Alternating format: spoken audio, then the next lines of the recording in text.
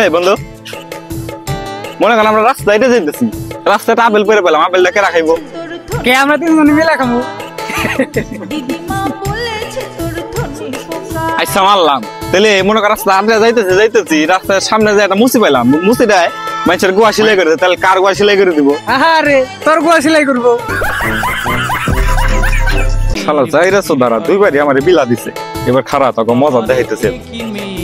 আচ্ছা সবই মানলাম, সবই ঠিক আছে, মনে কর আর একটু আগে রাস্তাতে গেলাম, অমন সময় একটা হাতি পাইলাম, হাতিটা হয়েছে মানুষের গোয়া মারে, তাহলে কার গোয়া মারবো? আরে বুদাই তুই এটা বুঝলি না, সবই তুই পাইতাছস, তাহলে গোয়াটাও তোরই মারবো। বন্ধু তা তো হইব না, একটু আগে তো মুসিতে আমার গোয়া সেলাই করে দিল, তাহলে গোয়াটা মারলো কার?